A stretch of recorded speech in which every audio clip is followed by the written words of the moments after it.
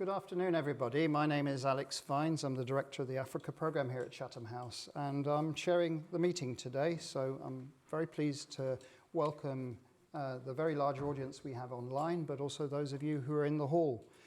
Today's meeting is on the Democratic Republic of Congo's foreign policy priorities, and I am delighted that we have Her Excellency Therese Wagner, the Minister of Foreign Affairs of the DRC, who will be talking about the DRC's regional diplomacy and international agency, including the country's positioning in global critical mineral supply chains.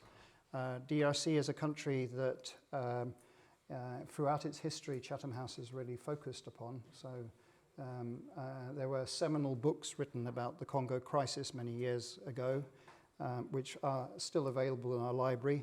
I was telling the Honourable Minister that a gentleman called Mobutu Sese Seko spoke here about how there was going to be change in Congo. A coup happened soon afterwards. That speech is again in our archives. And a couple of years ago, President Tshisekedi spoke here, amongst others. So it is a real privilege for us to be having the foreign minister speaking on a country that is so central, so important, is in the heart of Africa. And at times, I feel that everybody else wants to pull it apart. They want a part of Congo, and we don't hear enough from the Congolese themselves about what they want for their country. We hear more about the Rwandans, the Ugandans, the Angolans, and so the story goes on. This is on the record, so I don't need to tell you about the Chatham House rule. So you can report absolutely everything that is said and discussed in this room. So there are journalists in the room, and there are people that are taking photographs. If you want to tweet, please do, or X as it is called now. I will also be please do use the hashtag CHAfrica if you can. In terms of health and safety, we are not expecting any emergency or a fire alarm drill. So if you suddenly do hear an alarm, then something serious is happening, and I will tell you how to get out. There's doors there, but there's also another door here. I think that's it from me. Minister, thank you so much for coming to Chatham House. I'm going to invite you to take the podium, and let's have a robust discussion on the Democratic Republic of Congo. This is such an important opportunity for all of us. Thank you very much.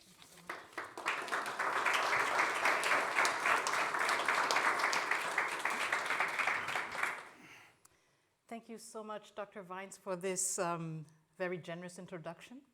And of course, I want to thank Chatham House for having me here, and thank you for reminding me of the illustrious sequence of Congolese leaders who had already the opportunity to speak here at Chatham House.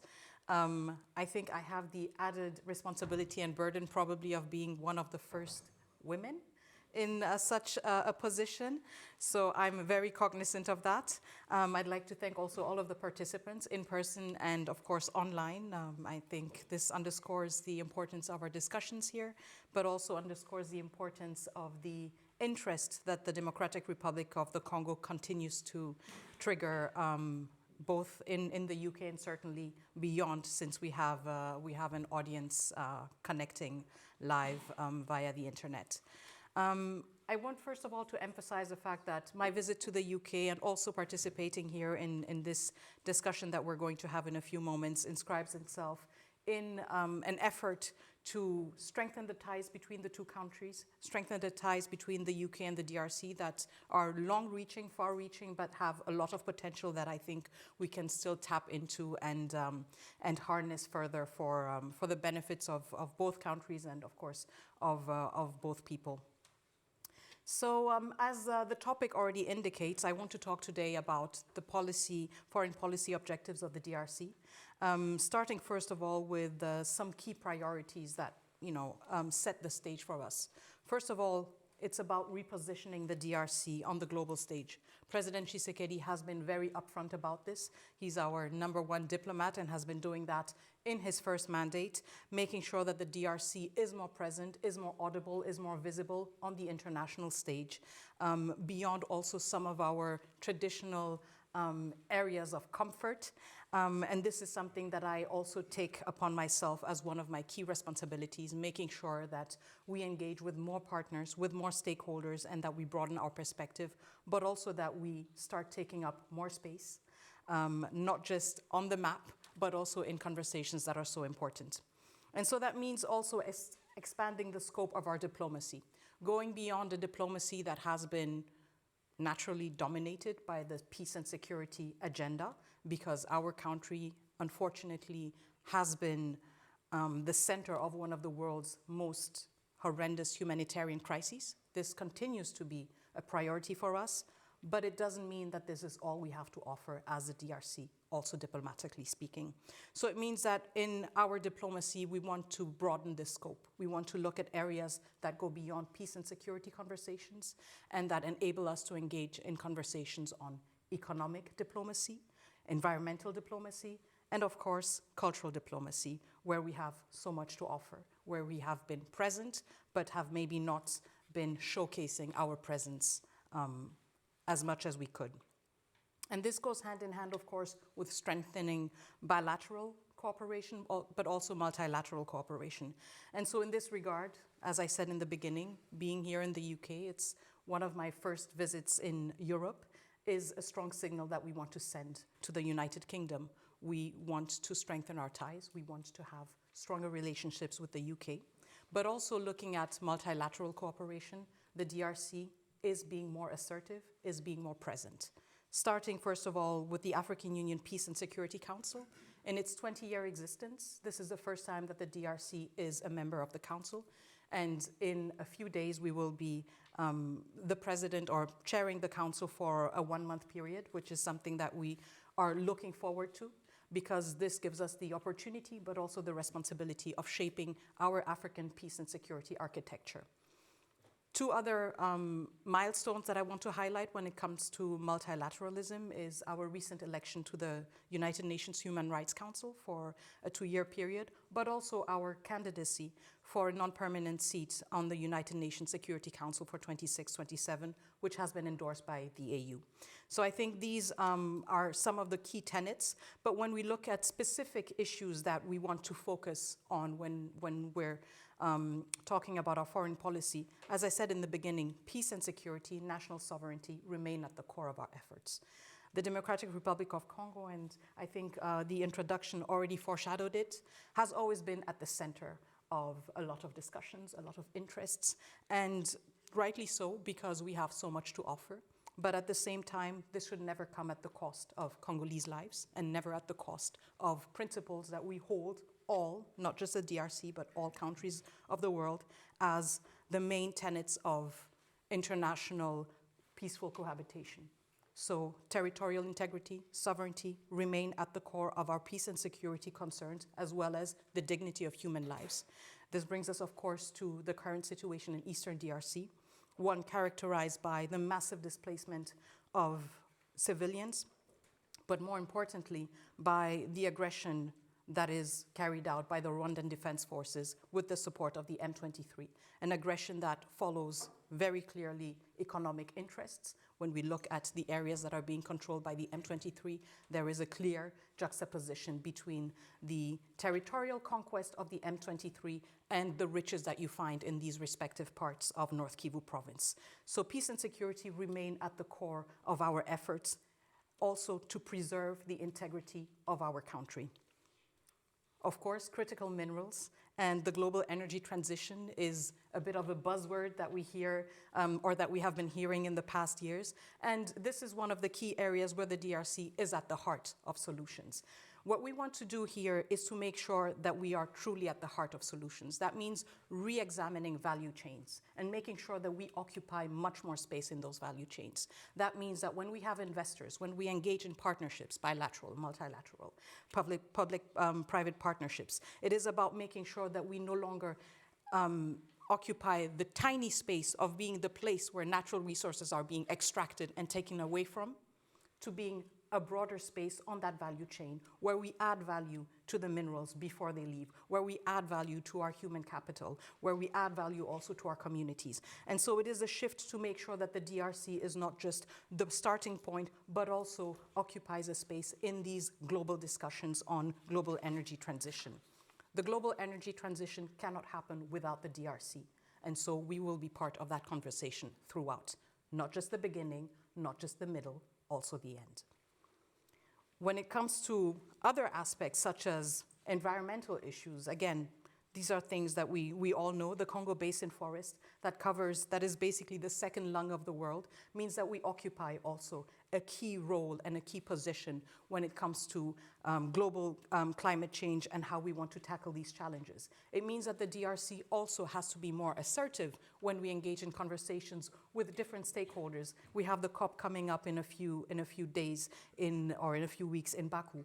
And this is about the DRC also stepping its game up and saying we are contributing to reducing global emissions because of our natural endowment. What does that mean in a context where you have industrialized nations that are polluting much more? How do we make sure that we have an equal footing? That does not mean that for the sake of the totally legitimate worry of making sure that we manage climate change in a more sustainable way, we do not sell ourselves short, and most importantly, we do not sell the history or the potential and the aspirations of our populations short.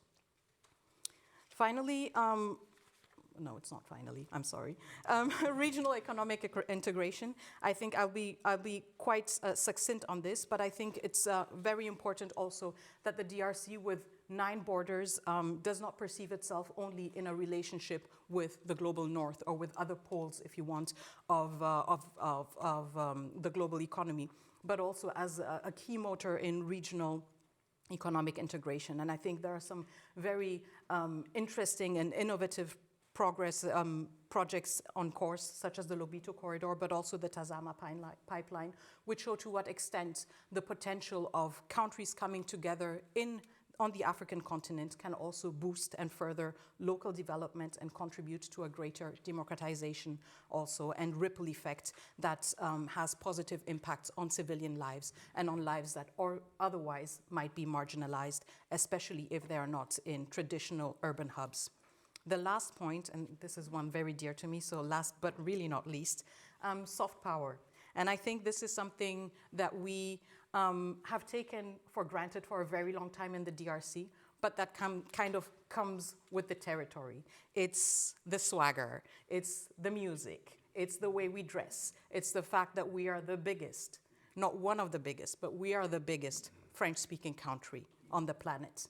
So it's about us also valuing the people.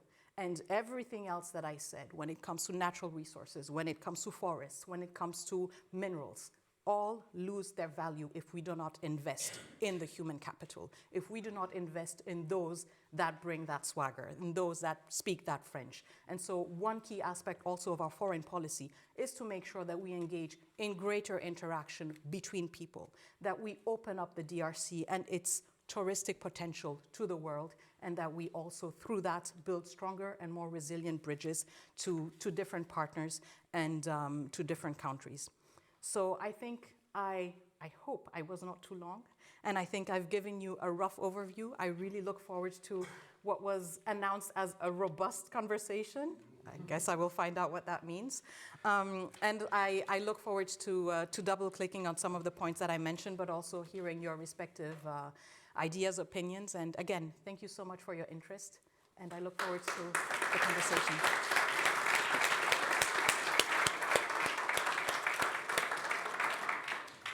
Okay, so we have plenty of time, just under 45 minutes for a conversation, robust or not. So please go ahead and we'll go straight in. So gentlemen here, there's a microphone or not, or do our audience need to just speak very loudly? So front row here at the front, gentleman there. Yeah. No, there's a microphone coming. Please introduce yourself. Thank you very much, Your Excellency. My name is Nick Haley, Executive Director of International Alert. We're a civil society organisation. Our largest team is in the east of DRC, working with civil society on peace and security. If I may, could you say something about what I consider the very important role of civil society in the peace negotiations and processes that are underway at present, and how we can bring civil society more clearly into those processes? And I wonder, if I may, if you might also say a word about your government's policy with respect to MONUSCO's withdrawal, how that now feels now the new government is settled in terms of the two remaining provinces. Thank you. Okay, let's see some other hands. I want to spread around the room, so the gentleman over there. Everybody, I think, will get a chance to ask a question. Your Excellency, my name is Junior Badila. I'm a broadcaster at AUK Radio. We're based here in the UK. We're based in Kinshasa as well. Quite interesting, you mentioned the relationship between Congo is one of the biggest French-speaking countries in the world. Currently, there is a debate in terms of DRC relationship with France and Francophonie, l'Organisation Internationale de la Francophonie. People are asking if Congo is going to pull out from OIF, Organisation Internationale de la Francophonie, because according to some of the views, the debate, that Francophonie has not achieved a lot in terms of peace and security in Congo. So what's your view on that? My last question is, because of the current conflict in Middle East, a lot of Africans are stranded in Lebanon, mostly in Beirut. And we've seen in the news Senegalese and Ivorian managed to pull out their citizens from Beirut. Few Congolese are stranded as well in Beirut. We received a call from our Congolese citizens who are in Beirut today. He even sent a message to the president, I think to the cabinet of the president, asking for help. So what's your position on that? Thank you. Okay, I'm going to take one from online, and then that's it for the first round. Tia Gentil has asked, please, Excellency, unpack and expand on your point of re-examining value chains. What is the place to ensure that the Democratic Republic of Congo is adding value to critical minerals and not only being an exporter of minerals? That's one of the criticisms of the Lobito project, for example, if I remember right. Thank you. Over to you. Thank you so much. I think I will just start with the first question. So when it comes to civil society organizations in the peace process, I think one added value that we have, especially when we look at the regional scope of the ongoing peace process, is that the DRC can pride itself on having a very dynamic and open society, where civil society actually weighs in very heavily on the peace process and is very vocal about it. This is something that we welcome. This is something that I welcome, where I consult and also maybe not in such an obvious manner, but make sure that I am always in touch also with what is being said by certain civil society organizations, and I think it's extremely important. I think the ongoing Luanda process has been a very limited process in terms of participation, because also of, I believe, the concern of the facilitator to make sure that we have all the key stakeholders at the table deciding on these key issues. But at the same time, there is growing recognition that more voices need to be heard. On September 8th, I was in New York for the Security Council meeting on the Great Lakes region, and we welcomed the fact that many Security Council members, permanent and non-permanent members, actually emphasize the need to amplify the voices of women, of civil society, to make sure that the peace process is in tune with the realities on the ground, is in tune with what it is supposed to find solutions for. And therefore, we were extremely happy to see that a few weeks afterwards, the Angolan president hosted a group of women leaders, political actors, former heads of states, former women African heads of states from Liberia, Central African Republic, Ethiopia, but a lot of women leaders also from the Great Lakes region to engage in a conversation precisely about the peace process. And I think this was a watershed moment, if you want, through which women's voices were heard, and I think heard in such a way that the facilitation is, I believe, working on seeing how, beyond a parallel track of conversations that has been maintained by different parties, to various extents, is maybe further amplified and integrated to a certain extent. I don't want to be so bold to speculate about what shape that will take, but I think it was a very important signal to have this conversation happening at the level of the facilitator himself. And I also know that besides that meeting, there have been a lot of engagements with civil society organizations. On the point of MONUSCO, I think this is an issue that triggers a lot of interest, rightly so. MONUSCO is one of the oldest peacekeeping missions, if not currently the oldest peacekeeping mission on the African continent. And a few years ago, a roadmap for its withdrawal was drawn up, a roadmap that is broken down in 3 main elements, and it was a withdrawal that was sequenced in terms of provinces, starting with South Kivu province, and then going onwards to North Kivu and Ituri. I think we very successfully had a handover from MONUSCO to the Congolese authorities on 30th of June, when MONUSCO left South Kivu definitively. We have made sustained efforts, and we're continuing our efforts to make sure that the gains that were made through MONUSCO's presence are consolidated. And this is our focus in South Kivu, but also making sure that we draw the lessons from that withdrawal from MONUSCO and make sure that we apply them in a strategic manner and informed manner when we look at North Kivu and Ituri. The challenge that we face now with the sequence is obviously that the situation in North Kivu makes it extremely difficult to envisage a withdrawal of MONUSCO. MONUSCO is there with a Security Council mandate, of course, that is grounded in the concern that international peace and security are threatened, and it is a reality with the presence of over 4,000 Rwandan troops. It is undeniable. And so there is a need for a continued MONUSCO presence. There is also a need for a continued MONUSCO presence because MONUSCO has been mandated by the Security Council to provide logistical support to the SADC peacekeeping force that has come in support, the SAMI-DRC.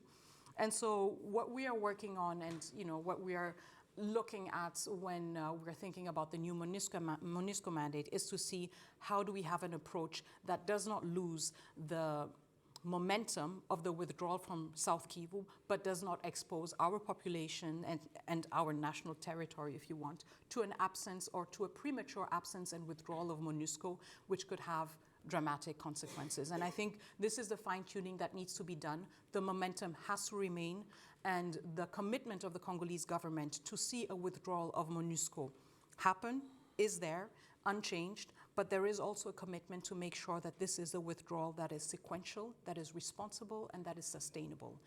One point that the President emphasizes always when it comes to MONUSCO is to make sure that MONUSCO leaves in a dignified manner. As I said, it's one of the longest peacekeeping missions in the African continent, and it has been also a laboratory. I worked for MONUSCO for a while, a laboratory that has transformed peacekeeping as we've seen it and known it elsewhere on the African continent. There have been innovations that came from MONUSCO, and that did not necessarily come from expatriates in MONUSCO, but actually from very smart Congolese people. So this is our heritage also, and this is why it's important to make sure that we have an exit of MONUSCO that is responsible, but that also celebrates the milestones and the contribution of the DRC through MONUSCO to international peace and security and its architecture. On the second question regarding the OEF, indeed, I think there is a very lively debate about our relationship with France, but also our relationship with the OEF, so the Organisation Internationale de la Francophonie. And I think what is important here is that as long as we are at the table, we have to shape the conversation. I do not want to foreshadow potential decisions on whether we stay within the OEF or not. But our weight, our importance as the largest Francophone country in the world is undeniable. And I think this is an asset that we need to continue using in a strategic manner, be it by shaping conversations when we are part of the discussion and when we are at the table, or, I think Nina Simone said it, when love is no longer served or something like that, leave the table. I'm not sure we're there yet, but I think it is important to be cognizant of the weight that we carry and to use that to our advantage. And this is how we approach the situation or our relationship with OEF. And it means that we examine all the options to make sure that our weight, our contribution, our importance is duly recognized. The situation in the Middle East, and more specifically in Lebanon, I think one of the big challenges that we have in Lebanon is the fact that the DRC doesn't have an embassy. And so we have been facing considerable logistical challenges to facilitate the evacuation of Congolese citizens, but also of their Lebanese dependents. And this is something that we have been working on with our embassy in Egypt, with strong support also from our Egyptian counterparts. And it's work in progress, challenging logistics, extremely challenging because of the very volatile and unpredictable nature of the situation on the ground.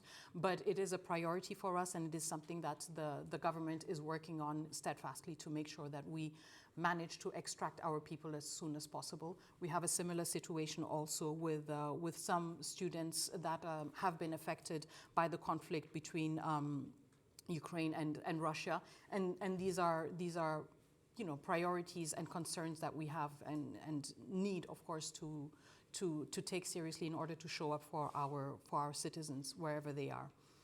The last question on adding value to value chains. Mm-hmm. Right? I think this is, this is a paradigm shift, if you want, that the government wants to embrace and make sure that it is embedded in all our relationships. So if you look at the mining industry in the DRC under previous administrations, as I said, extremely limited and very much limited to the extraction bit of the process. And so one priority for us when we engage with new partners, with new investors, wherever they come from, and I know there's a lot of scrutiny about where they come from, but wherever they come from, it is to make sure that our interests are safeguarded.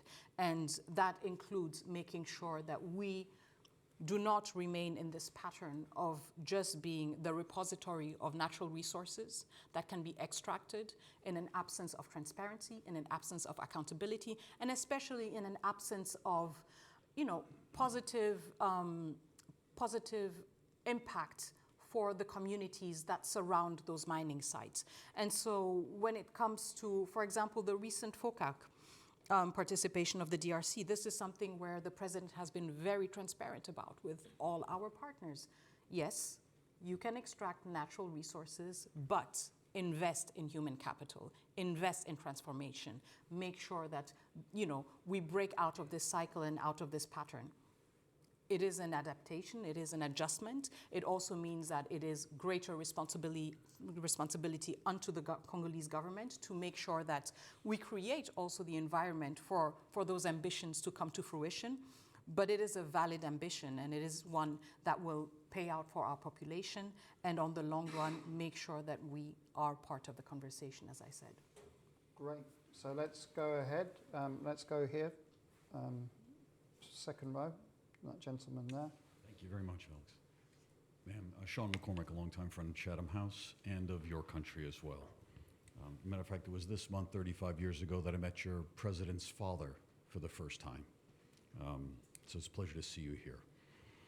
My question relates to the last topic, and in the spirit of Alex mentioned having a robust conversation, maybe we can go down that path a little bit. Global cobalt prices hit an 8-year low this month. Mm-hmm. On news that a Chinese company operating in your country, CMOC, has increased its production from two of its mines, the two largest in your country, by 127% in the last 12 months, driving down the prices, driving down the value to your country, and they're exporting only cobalt hydroxide, not even a finished metal product.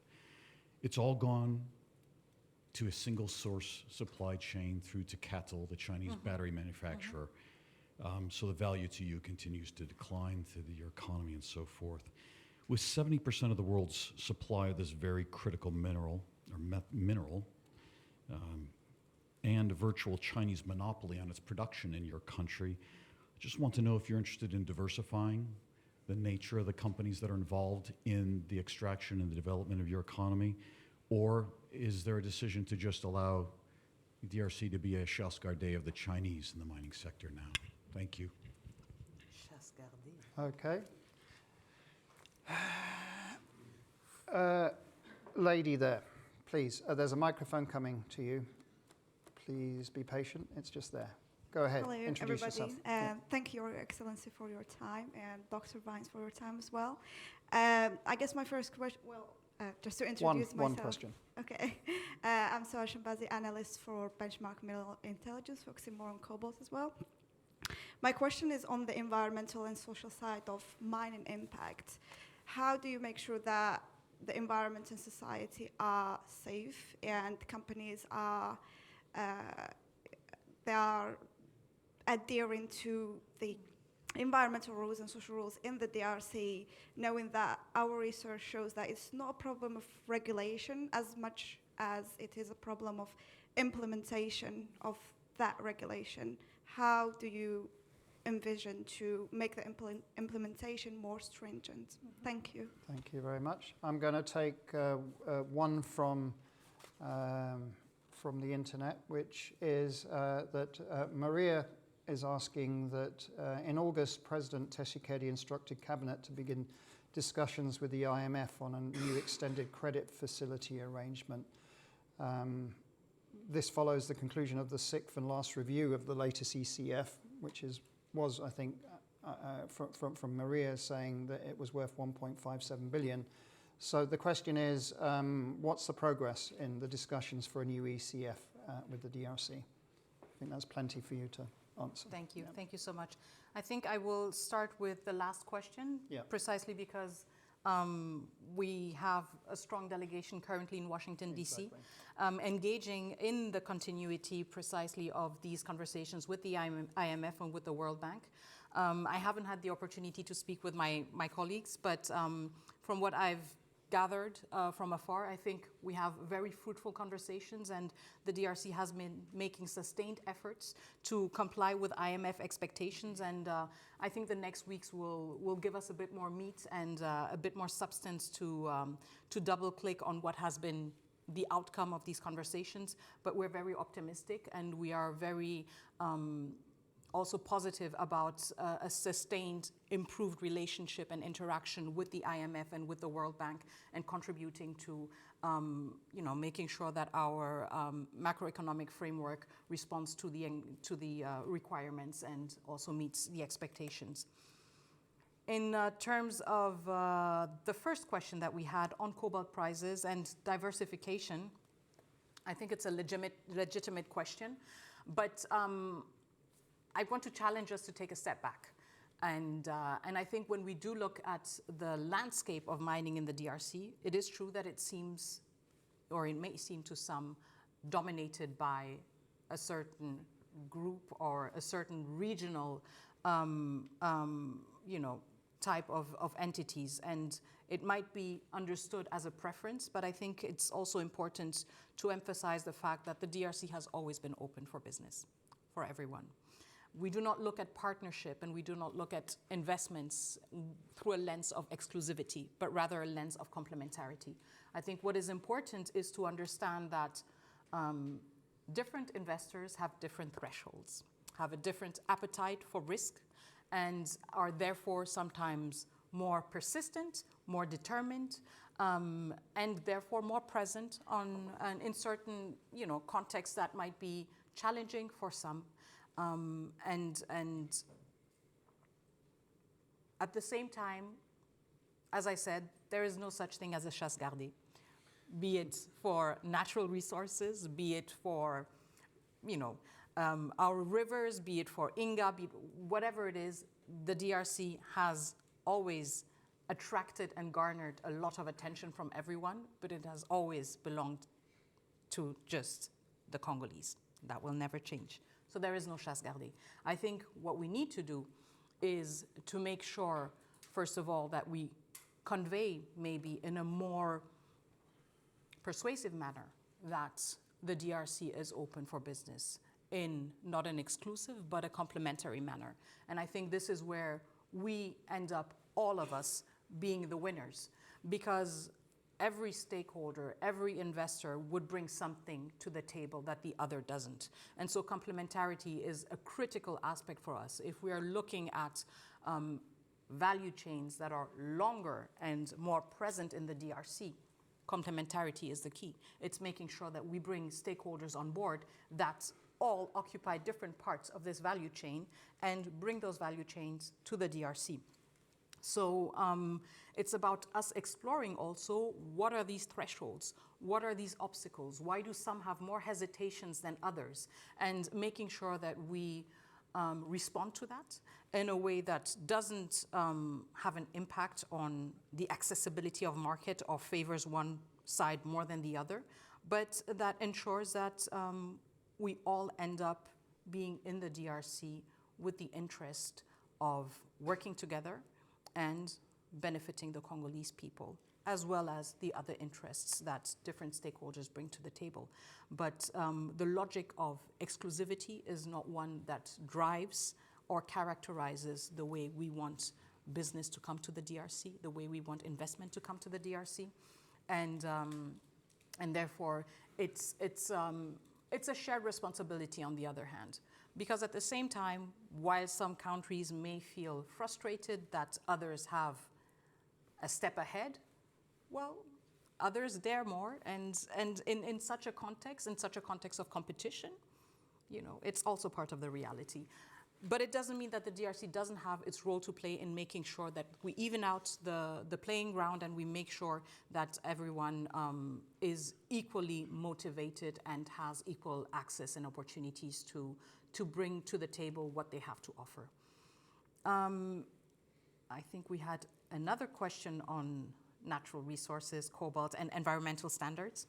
And I think you're right on. I think it's very often the challenge not of having the perfect legislation, not of having the perfect framework. And again, this is where I think we distinguish ourselves from a lot of other countries, where we say we open up that space to have frank conversations, to have uncomfortable conversations, to have international NGOs sometimes being very outspoken about what is not working in the DRC, but I think it is important because this is what helps us fine-tune and this is what helps us move forward. So the challenge is not always about the frameworks, because these are frameworks that very often have been elaborated in a collaborative manner by associating expertise from a lot of spaces, but it is a challenge in making sure that these standards are upheld, that they are enforced. And this is where you have a lot of layers, if you want, that come on top of each other, and where you have an ambitious reform agenda that ends up being at the core of the issue. How do we make sure that the rule of law is applied everywhere, including in the mining sector? And so this goes hand in hand with reforming a lot of our institutions, reforming a lot of our services, be it the police, be it environmental services, and making sure that we bridge that gap in terms of capacity, we bridge that gap in terms of resources, we bridge that gap in terms of presence, to make sure that we are present, we are equipped, and we are knowledgeable of what we have to uphold in terms of standards. And this is, of course, a big challenge in any context, because even these considerations of environmental standards, but also just in general ESG, are relatively new, not just to the DRC, but to a lot of other spaces. And so it's making sure that we respond to these expectations, but at the same time that we remain cognizant of the immense work that still needs to be done in the DRC when it comes to strengthening the state. And this is where contextualizing this in the larger scope of our country's history is important, because it is a history that has been characterized by very targeted dismantling of the state apparatus. So when we have the ambition to make sure that we have a mining sector that takes into account environmental standards, social standards, human rights standards, we also have to have the dose of realism that says we still have a long way to go in general and in this area in particular. Does that mean that we will not be ambitious? It doesn't. And I think this is the only way forward. I think it would be short-sighted to raise the bar and not be cognizant of where we're coming from and what we need to do in order to meet those standards and expectations, which are all legitimate. Otherwise, we wouldn't have them as part of our legal framework. Okay. More and more hands go up as More and more hands. this and gets really less and less time. I'm just putting that out there. So I don't want anyone to say that I'm politically imbalanced, so I'm going to go to the far left because they haven't had the opportunity, my far left. So, my goodness. Who's I'm glad I don't. the gentleman right at the end with the long hand, you, sir. Your hand is long. Yeah. Yeah, if you just hand over your laptop to the gentleman there. Please go ahead, otherwise I'll ask someone else to do the question. Go ahead. Do introduce Your yourself. Excellency, yes, thank you so much. My name is Tangai Marega. I'm a professional mental health nurse working here in the United Kingdom. How I became to be a nurse in the United Kingdom, it was the geopolitical issues that took place way back, I think from the 90s, 1996 to 1997, where the UK and the government of Zimbabwe were your strategic partners in terms of securing peace. So we have always been long-time established friends, and we still have that aspiration and hope that we see the DRC back to its rightful place. So my question, I think I would, impress you with is, first of all, commenting on the recent latest progress that happened in Luanda for ongoing discussions and conclusions.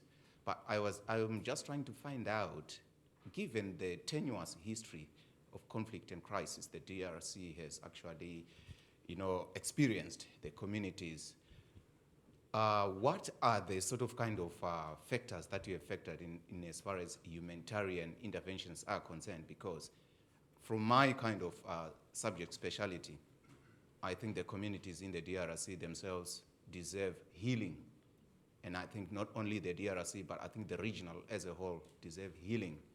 What sort of programs, humanitarian interventions you have probably or considering in as far as actually providing and attending to the mental health impact of the crisis, economic decline? And also, can we foresee a potential possibility of a truth and reconciliation to open up and uncover the wounds? And then finally and last, the public diplomacy approach in terms of cultural context. The DRC is an illustrious member of the cultural environment. We remember the Yondo sisters, Pepe Kale. Those are elaborate kind of sisters, and even including yourself and the ones that are present here. Are we potentially considering reviving that? Because people of my generation were so intimate and connected to that kind of cultural aspect in as far as healing process as well as recovery of the democratic of the Congo. Thank you. Okay, I've been going through, there are like over 100 questions here now, and I can't do that justice. But there were three. So there's one from China, which in summary is asking, there was statements out of FOCAC about really deepening the partnership between DRC and China. How might that look at? How might that develop? So that was from Yong Hei. Roman Matonda is like, you mentioned the OAF, but has the DRC considered, for example, the Commonwealth? I mean, Ghana just joined OAF, and Gabon and Togo joined the Commonwealth a couple of years ago, so that's the question. And Sylvia Annan said we're building up towards another AU-EU summit. So what's the Congolese vision, DRC vision for the EU? So it's kind of clustered on foreign policy there. And let me look at the room. The far right here has not had a question. It's you, sir. Go ahead. Your Excellency, thank you so much for your time. Just a quick question for me on the trajectory of US-DRC foreign policy and diplomatic relations, particularly in light of Joe Biden's now postponed visit to Angola, as well as JP Morgan's Jamie Dimon's recent whirlwind tour of some key markets in Africa. how is the DRC gearing itself towards perhaps investing in US relations? And how does that coincide with balancing act between developing the Lobito Corridor as you said, diversifying the DRC's capabilities in that cobalt and kind of renewable energy mining space? How do you juggle all of those elements? And Thank do you you so much. introduce yourself? Sorry, I'm James from Safala Partners, a boutique advisory Okay, based in London. Thank you. We'll do one more round, but let's get Okay, the minister. perfect. We have Thank time you so much. for one round after that. So I will start with the question from my brother from Zimbabwe. So I think the aspect of healing, unfortunately, is one that is very often forgotten. I think there is a very narrow perception and definition of what we understand as healing in a conflict context. I started my career working in Eastern DRC. I started my career under M23 version 1 in 2012. And I think for anyone who has had the opportunity to be in Eastern DRC, but also in other conflict areas, you can tell very quickly that healing is not about the superficial aspect. Of course, the day-to-day, the basic needs, that's always present and omnipresent. But when we talk about healing, I think it's important to bear in mind just the social trauma that conflict puts upon entire communities, the fabric that is being torn apart, and very little effort and very little consideration is put into the need to make sure that communities heal. And I'm not just talking about communities in the DRC, but precisely communities in the region. Because the reality is, very often these communities have been separated by borders, but share a lot.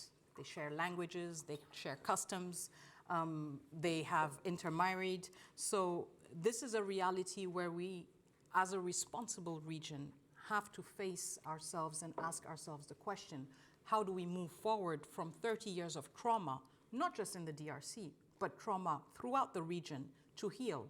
How do we actually seize the potential of the region if we do not bring people together, if we do not heal those wounds? And I think the aspect of truth and reconciliation, which we have had different iterations of in the region, has to also have a greater ambition for the region. We have seen iterations in Uganda. We have seen iterations of that in Rwanda, in Burundi, in the DRC. There has been, continuous traction and continuous calls for that.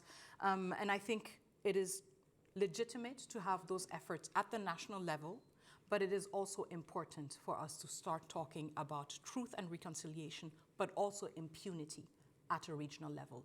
We cannot move forward as a region. We cannot move forward in peace, in trust with one another, in building this region, if we do not address the issue of impunity and if we do not address the issue of accountability. After 30 years of violence, cyclical violence, and some of these stakeholders being known for 30 years, still being there needs to be a serious conversation about how we put an end to a cycle of conflict by raising the issue that is certainly uncomfortable for everyone of impunity. And so it is about chain of commands.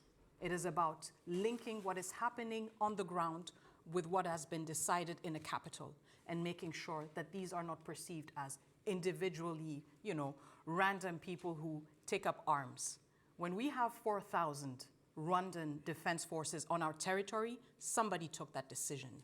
And it's not 4,000 of them who just woke up and decided to cross the border. So when we talk about accountability, it is the chain of command. And we will not be able to move forward in the region if we do not have those uncomfortable conversations.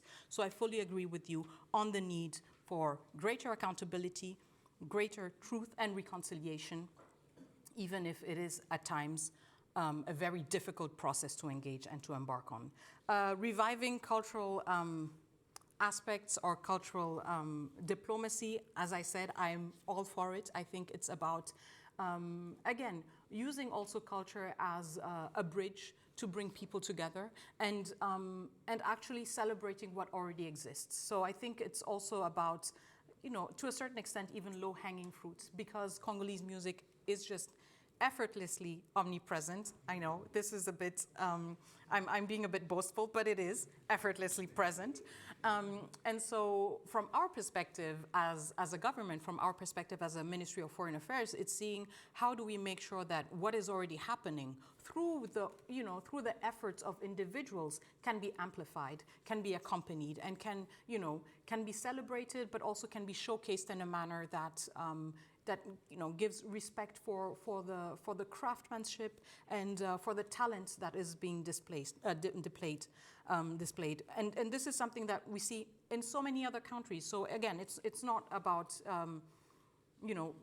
that being an exceptional effort, but I think it has to be a more conscious effort on our side. China, FOCAC, and deepening ties between the DRC and China and what that may look like.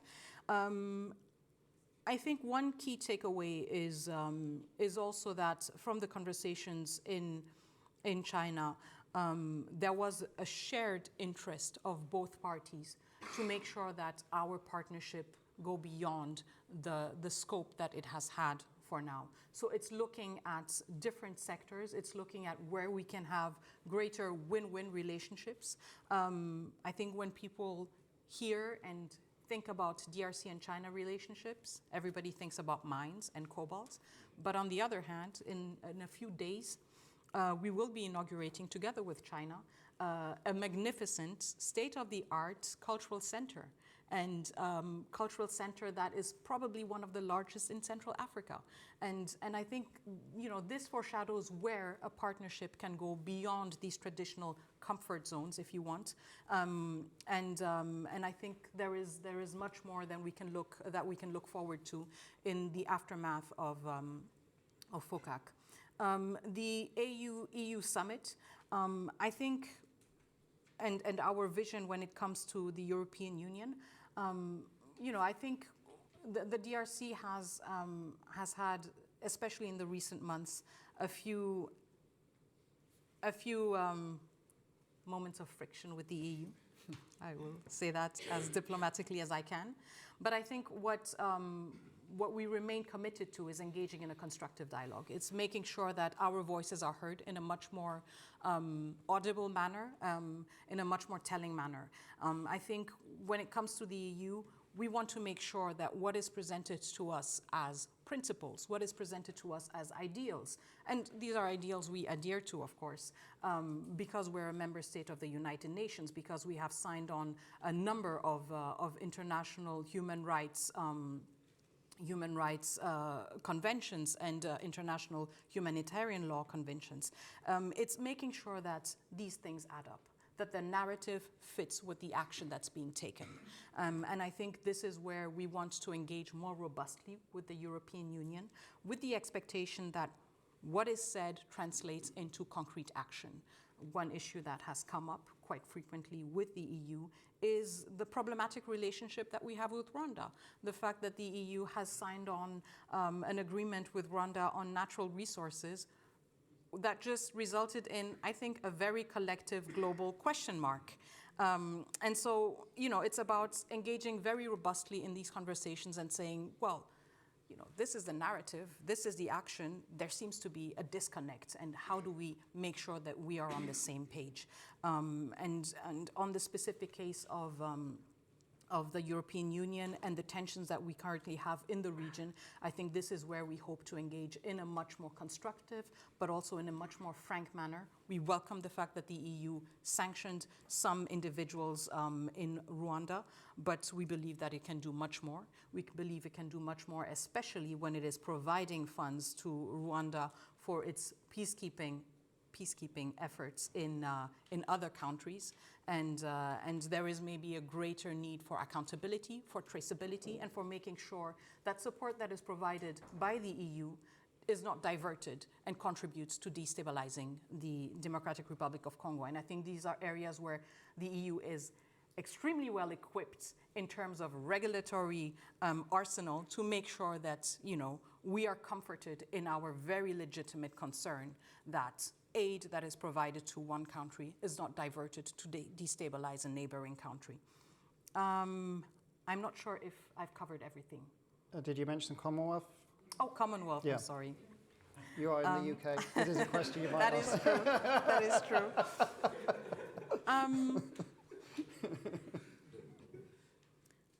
I think this brings us back to, and I don't want to go too far in history, but I think this brings us back to, this question of whether the DRC is the chasse gardée or whether the DRC belongs to anyone. And no, it never has, and I think it has a lot to do with our own country's history, how it came about, how, from being born out of the imagination of a monarch in Belgium. I'm just trying to be as limited as I can, but from a monarch in Belgium. But this idea, was translated into action not just by Belgians. So this is what inherently makes the DRC that international. When it comes to the campaign against the Congo Free State, this was a campaign led on by Scandinavians. This was a campaign led on by Americans. And so we inherently have always been at the center, at the core. We do not belong to anyone except ourselves, which gives us immense freedom and immense potential because we are spoiled rotten for choices and options. Same thing with the Commonwealth. And it means that we have opportunities and that we have to explore these opportunities in a very proactive manner and in a very assertive and confident manner. And that means staying on with the OEF, but also opening up to other options. And that's the moment, I'm afraid, that we have to end today. Honestly, it's very rare for us to get a foreign minister that spends 45 minutes doing Q&A. So we're very privileged, and I'm sorry that I can't take more questions. There are also many more online, but I think everybody will agree that this was an hour well spent listening to this discussion. So let's thank the Foreign Minister.